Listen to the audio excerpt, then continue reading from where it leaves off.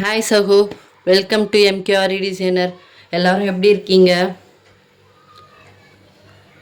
Okay, நம்ம MKRE டிசைனரில் online and offline classes ரெண்டுமே எடுத்துகிட்ருக்கோம். உங்களுக்கும் நம்ம கிளாஸில் ஜாயின் பண்ணணும்னு இன்ட்ரெஸ்ட் இருக்குது, ஆசையாக இருக்குது அப்படின்னு சொன்னால் மேலே லோகோவில் இருக்கிற நம்பருக்கு வாட்ஸ்அப் பண்ணுங்கள், நாங்கள் டீட்டெயில்ஸ் சென்ட் பண்ணுறோம். இன்றைக்கி நம்ம என்ன கிளாஸ் பார்க்க போகிறோம் அப்படின்னு சொல்லிட்டு நம்ம பார்க்கலாம். வாங்க வீடியோக்குள்ளே போகலாம். இன்றைக்கி நம்ம கிளாஸ் வந்து கிளாஸ் 13 கிளாஸ் 12 நம்ம என்ன பார்த்தோம்? பாக்ஸ் ஸ்டிச் எப்படி பண்ணணும் அப்படின்னு பார்த்தோம். எல்லோரும் ப்ராக்டிஸ் பண்ணியிருப்பீங்க அது நல்லா. ஓகேவா? இன்றைக்கி நம்ம கிளாஸ் 13 பார்க்கலாம். நான் ஆல்ரெடி சொன்ன மாதிரி இதுக்கப்புறம் போடுற எல்லா ஸ்டிச்சுமே வந்து உங்களுக்கு ஈஸியாக தான் இருந்தது. ஆமாம் இல்லையா? கிளாஸ் 8லேருந்து கிளாஸ் 12 வரைக்குமே ஈஸியாக தான் இருந்தது இல்லையா? இப்போ நம்ம பார்க்க போகிற ஸ்டிச்சும் ரொம்ப ஈஸியான ஸ்டிச் தான். ஆல்ரெடி நம்ம போட்ட ஸ்டிச் தான். இதுக்கு எல்லாத்துக்குமே பேசிக் வந்து நம்மளுக்கு செயின் ஸ்டிச் தான். அது நம்ம நல்லா ப்ராக்டிஸ் பண்ணிட்டோன்னா இது எல்லா ஸ்டிச்சுமே நம்ம வந்து ரொம்ப ஈஸியாக போடலாம். உங்களுக்கு அந்த செயின் ஸ்டிச் எப்படி போடுறதுன்னு தெரியல அப்படின்னு சொன்னிங்கன்னா நான் கீழே டிஸ்கிரிப்ஷனில் லிங்க் கொடுக்குறேன், செக் பண்ணிக்கோங்க, நல்லா ப்ராக்டிஸ் பண்ணிக்கோங்க. அதுக்கப்புறம் நீங்கள் வந்து இந்த ஸ்டிச்லாம் போட்டிங்கன்னா உங்களுக்கு ரொம்ப ரொம்ப ஈஸியாக இருக்கும். ஓகே சகோ, நம்ம கிளாஸ் 13 ஸ்டார்ட் பண்ணலாம். நான் அதுக்கு முன்னாடி ஒரு லைன் வரைஞ்சிக்கிறேன். நான் எப்பயுமே எல்லா கிளாஸ்லையுமே சொல்கிறது, நம்ம லைன் ட்ரா பண்ணி ஸ்டார்ட் பண்ணுங்கள். எதாக இருந்தாலும் எந்த கிளாஸாக இருந்தாலும் லைன் மேலே போடுங்க டிசைன் அப்படின்னு சொல்லி தான் ப்ராக்டிஸ் பண்ணுங்கள் அப்படின்னு தான் சொல்லியிருக்கேன் இல்லையா? அதே மாதிரி நான் வந்து லைன் போட்டாச்சு. நம்ம வந்து ஜரி த்ரெட்டு தான் எடுத்துக்க போகிறோம். இப்போ நான் ஜரி த்ரெட்டில் தான் வந்து போட போகிறேன். ஓகே சகோ, நான் ஜரி த்ரெட் எடுத்துட்டேன். ஜரி த்ரெட் எடுத்து கீழே நாட் கூட போட்டு எடுத்தாச்சு. ஓகேவா? இப்போது நம்ம ஸ்டார்ட் பண்ணலாம். இன்றைக்கி கிளாஸ் என்ன அப்படின்னு சொன்னால் கிளாஸ் 13 தான். அதோட நேம் வந்து back chain stitch. Okay, back chain stitch. நார்மலாக நம்ம செயின் ஸ்டிச் போடுற மாதிரி தான் இருக்கும், பட் வந்து கொஞ்சம் டிஃப்ரெண்ட்டாக இருக்கும். ஓகேவா? நம்ம நார்மலாக வந்து பேக் லாக் போடுற மாதிரி போட்டுக்கோங்க. ஃபஸ்ட்டு ஜரி த்ரெட்டில் வந்து ப்ராக்டிஸ் பண்ணுங்கள். நார்மலாக செயின் ஸ்டிச் போடுவோம்ல அதே மாதிரி போட்டு எடுத்து லாக் போட்டுக்கோங்க. பக்கத்தில் லாக் போட்டு திரும்பியும் அப்படியே பின்னாடி வந்து இன்னொரு சென்டரில் இப்படி பஞ்ச் பண்ணி, சென்டரில் பக்கத்துலேயே பஞ்ச் பண்ணி இப்படி எடுத்துகிட்டு போகணும்.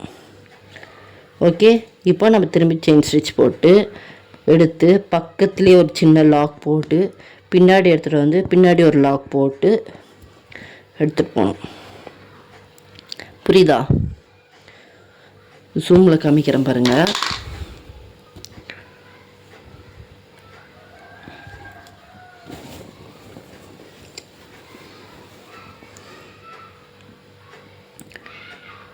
நார்மலாக செயின் ஸ்டிச் போட்டு எடுத்து பக்கத்தில் ஒரு லாக் போட்டு எடுத்து அப்படியே பின்னாடி எடுத்துகிட்டு வந்து ஒரு லாக் போட்டு எடுத்துகிட்டு போய்ட்றேன்.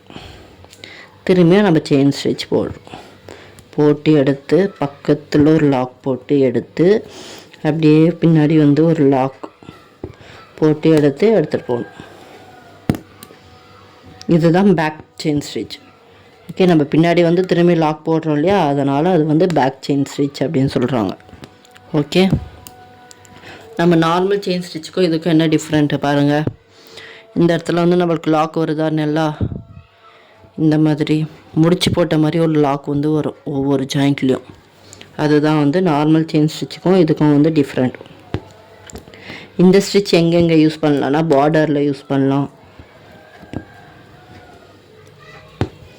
பார்டரில் வந்து ஒரு நம்மளுக்கு இது என்ன மாதிரி ஒரு டிசைனை கொடுக்கும் அப்படின்னா, பார்டரில் யூஸ் பண்ணும்போது கோதுமை செயின் இருக்கும் இல்லையா,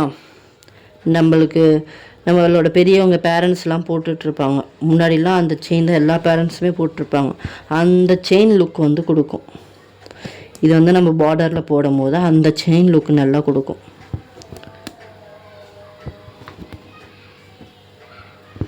ஒரு நல்ல கிராண்ட் லுக்கை கொடுக்கும். ஓகே,